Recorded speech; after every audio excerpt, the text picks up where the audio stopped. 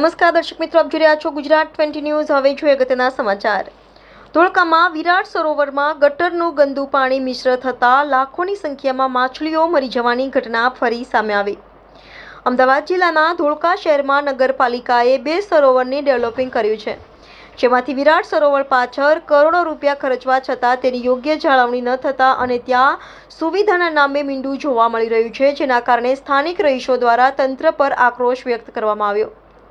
વિરાટ સરોવરમાં આજુબાજુની સોસાયટીઓનું ગટરનું ગંદુ પાણી મિશ્ર થતાં વારંવાર આ તળાવમાં માછલીઓ મરી જવાની ઘટના બનવા પામી રહી છે।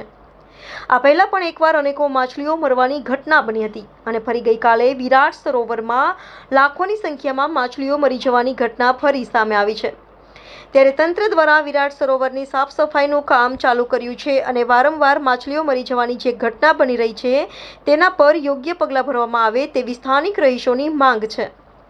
વિરાટ સરોવરની પાસે નાના બાળકો અને સિનિયર સિટીઝન માટે પણ સુવિધાઓ કરવામાં આવી છે, પરંતુ વિરાટ સરોવરમાં માથું ફાડી નાખે તેવી દુર્ગંધના કારણે બાળકો અને સિનિયર સિટીઝનો આ સુવિધાઓનો લાભ લઈ શકતા નથી, જેથી કરીને કરોડોના ખર્ચે બનાવેલ વિરાટ સરોવરની આસપાસ હંમેશા ગંદકી અને દુર્ગંધના કારણે સ્થાનિક રહીશોને તેનો યોગ્ય લાભ મળી રહેતો નથી, જેથી તંત્ર દ્વારા વહેલામાં વહેલી તકે વિરાટ સરોવરમાં ગટરનું ગંદુ પાણી છોડવાનું બંધ કરે અને સાફ સફાઈ કરવામાં આવે તેવી લોકમાંગ ઉઠવા પામી છે। દર્શક મિત્રો, તમારી આસપાસ બની રહેલી અવનવી ઘટનાઓ વિશે જાણવા માટે ગુજરાત 20 ન્યૂઝને લાઇક કરો, શેર કરો, સબસ્ક્રાઇબ કરો અને બેલ આઇકન પ્રેસ કરો, જેથી આપને નોટિફિકેશન્સ મળતી રહે।